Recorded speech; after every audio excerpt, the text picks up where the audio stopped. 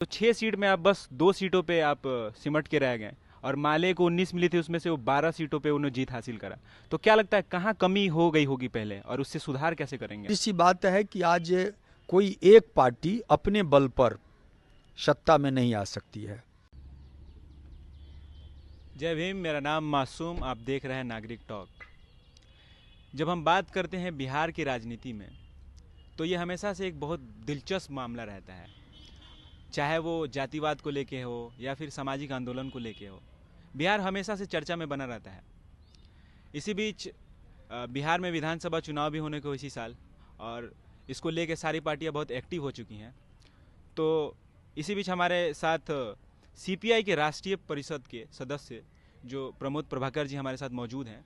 ये छात्र युवा नेता भी रह चुके हैं, बहुत लंबा संघर्ष इनका रहा है। तो हम बात करेंगे कि इनकी अपनी पार्टी और इस कॉन्टेक्स्ट में महागठबंधन से इनका क्या समीकरण है। हम इनसे बात करने की कोशिश करेंगे। जी, पहले तो बहुत बहुत आपका शुक्रिया सर। जी धन्यवाद।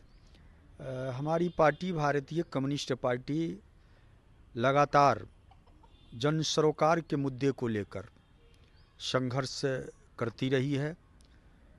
हम पिछले वर्ष भाजपा हटाओ देश बचाओ पूरे बिहार में, पूरे देश में पदयात्रा चलाया। उसके बाद इसी नारे के साथ हमने पटना के सड़कों पर एक बड़ी रैली भी की। और इस साल तमाम प्रखंडों और ज़िलों में हमारा जुझारू प्रदर्शन हुआ है। कहीं 10,000, कहीं 15,000, कहीं 5,000 लोगों का प्रदर्शन। हम अपने आंदोलन के माध्यम से, अपने संघर्ष के माध्यम से अपनी पार्टी को स्थापित करना चाहते हैं। आज सदन में हमारी संख्या मात्र 2 है, लेकिन एक समय था जब हम बिहार के मुख्य विपक्षी पार्टी थे। हम बिहार से 8-8 सांसद हुआ करते थे। ये जाहिर सी बात है कि आज कोई एक पार्टी अपने बल पर सत्ता में नहीं आ सकती है। बड़ी पार्टी हो या छोटी पार्टी हो, गठबंधन आज यथार्थ है। हमारी पार्टी के महाधिवेशन में निर्णय लिया गया कि हम भाजपा के खिलाफ, फांसीवादी और सांप्रदायिक ताकत के खिलाफ वाम जनवादी विकल्प तैयार करेंगे। हमने लोकसभा में भी प्रयास किया और बहुत हद तक कामयाब भी रहा। उनके 400 पार के जो मंसूबे थे वो चकनाचूर हो गया। हम लोग जनता को यह समझाने में सफल हुए कि संविधान खतरे में है, लोकतंत्र खतरे में है। अब बिहार विधानसभा चुनाव दरपेश है। नवंबर में चुनाव होना है। सभी पार्टियां तैयारी कर रही है। हम भी अपने मजबूत सीटों पर, जहां हमारा मजबूत जनाधार है, हम भी अपनी तैयारी शुरू कर चुके हैं। कितना सीट आप एक्सपेक्ट करते हैं कि महागठबंधन से कितना सीट का डिमांड करेंगे, और कहाँ लगता है कि आप मजबूती से उसको प्रेजेंट कर पाएंगे अपने कैंडिडेट को? हमारी पार्टी की जो जनाधार है वो पूरे बिहार में है। वैसे 40 से 50 सीट हमारा ऐसा है जहां हम मजबूत स्थिति में हैं। पिछले वर्ष जो गठबंधन हुआ वह सम्मानजनक गठबंधन नहीं हुआ। इस बार हमारी पार्टी अपनी ताकत के आधार पर सम्मानजनक समझौता चाहेगी। मुझे उम्मीद है कि घटक दल महागठबंधन के इस पर गंभीरतापूर्वक विचार करेंगे और हमारी उचित हिस्सेदारी जो है वह प्राप्त होगा, सम्मानजनक समझौता होगा। और अगर ऐसा नहीं हुआ तो ये बिहार की राजनीति के लिए दुर्भाग्यपूर्ण होगा। हम अपने मजबूत सीटों को चिन्हित कर रखे हैं और उस पर हमारी तैयारी जारी है। पिछले बार अगर हम देखें तो आपको तो 6 सीट में आप बस 2 सीटों पे आप सिमट के रह गए और माले को 19 मिली थी, उसमें से वो 12 सीटों पे उन्होंने जीत हासिल करा। तो क्या लगता है कहाँ कमी हो गई होगी पहले और उससे सुधार कैसे करेंगे आप? देखिए, 6 सीट जो हमें मिली वह हमारा मजबूत सीट नहीं था। अब झंझारपुर सीट, जहां राजद का उम्मीदवार 44,000 से हार जाता है, वह सीट हमको दे दिया जाता है। रुपौली सीट, जहां आज तक कभी राजद चुनाव जीती ही नहीं है, वह सीट हमको छोड़ दिया जाता है।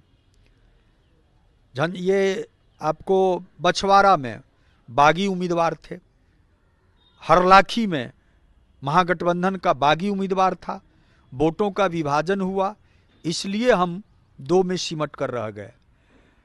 जहाँ तक 19 सीट की बात है माले को दी गई, उसमें 8 सीट ऐसी है जहाँ उनको पिछले चुनाव में यानी 2015 के चुनाव में 3000, 2500, 3500 वोट आया था और वह सीट माले को दे दिया गया।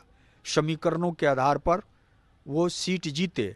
जब आपको इसकी विस्तृत समीक्षा जब करेंगे तो आपको 2015 जाना होगा, जहां लेफ्ट पार्टी स्वतंत्र रूप से चुनाव लड़ी थी।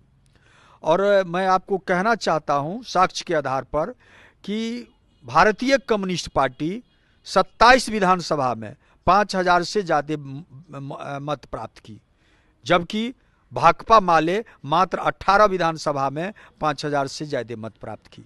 यानी हमारी जनाधार जो है वो पूरे बिहार में फैली हुई है। और दूसरे वामपंथी दल आज भी सीपीआई के बराबरी नहीं कर सकते। ये अलग बात है कि गठबंधन में जिसको जितना मौका मिला उस हिसाब से उसका परिणाम आया। हम भी इस बार, हमारी पार्टी भी बिल्कुल स्पष्ट रूप से मांग करेगी कि हमें ताकत के मुताबिक, जनाधार के मुताबिक हमको सीट दिया जाए। अच्छा, अगर हम बात करें राजनीति में, अगर बात करें, लोग जितने भी नेता होते हैं वो स्पीच में तो देते हैं कि एजुकेशन का बात करना है, शिक्षा का बात करना है, समाज में बराबरी का बात करना है, लेकिन जब ग्राउंड लेवल पे बातें आती हैं तो फिर वो जातिवाद पे ही सिमट के रह जाता है।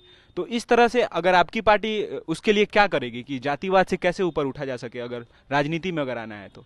देखिए, जातिवाद और संप्रदायवाद में भारतीय कम्युनिस्ट पार्टी को कोई विश्वास नहीं है। हम तो मानवतावादी हैं, हम तो समाजवादी हैं, हम तो साम्यवादी हैं। हम लड़ाई लड़ना चाहते हैं अमीरों और गरीबों के बीच।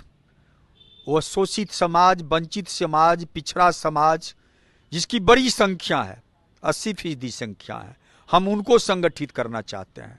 ठीक है कि कमजोर वर्ग में अभी भी चेतना का अभाव है, हम उसके अंदर चेतना पैदा करेंगे। लेकिन जो अन्य बुर्जुआ पार्टी जात धर्म के आधार पर, फिर वोट को खरीदने के आधार पर वह सत्ता में पहुंचती है, हमें उस पर कोई विश्वास नहीं है। क्योंकि हमारी लड़ाई सत्ता में आना नहीं है, हमारी लड़ाई है व्यवस्था परिवर्तन की। हो सकता है कि समय लगे, लेकिन व्यवस्था परिवर्तन की लड़ाई हमारी जारी रहेगी। बहुत बहुत शुक्रिया आपका। देखा आपने, हमारे साथ थे प्रमोद प्रभाकर जी और इनका अपना विचार आपने सुना। और अगर आप फेसबुक पे देख रहे हैं तो कमेंट और लाइक और फॉलो कीजिए, और अगर आप यूट्यूब पे